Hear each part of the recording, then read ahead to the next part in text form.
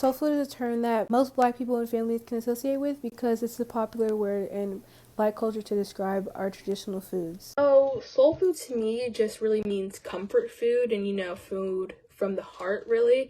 It's just what makes you feel good. I think every culture has their own version of soul food. They might not call it soul food, but it's just a meal where everyone can get together and enjoy it and, just love the overall aspect of it.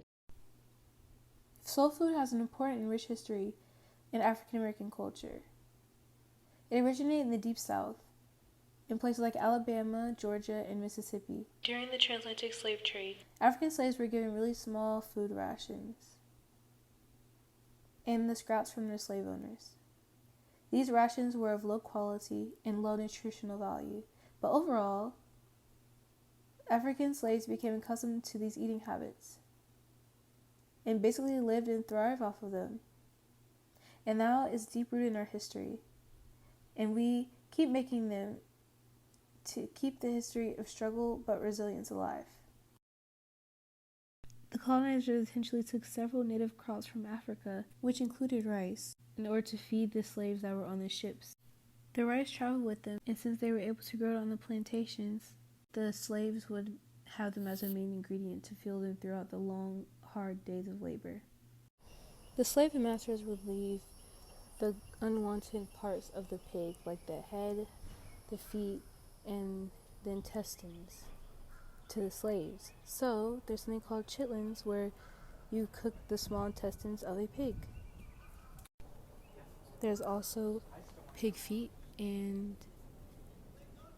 there's also some turkey that we eat, which is called neck bone, because the slave masters didn't see any use for them, so they would give them to the slaves.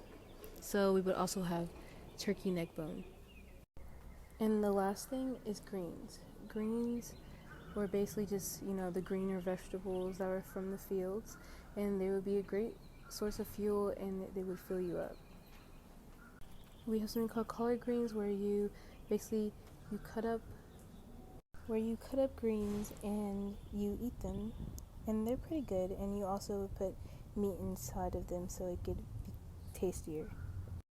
All kinds of pies, like sweet potato pie, pumpkin pie, of course fried chicken, and I also enjoy collard greens, baked mac and cheese, black-eyed peas, string beans. A lot of people also mistake soul food for southern food, and the difference is what race it came from and how it was made even when there was struggle and lack of food. You'll often find soul food at family reunions, cookouts, and get-togethers. I really enjoy soul food and the process of making it, so I hope you enjoyed this video.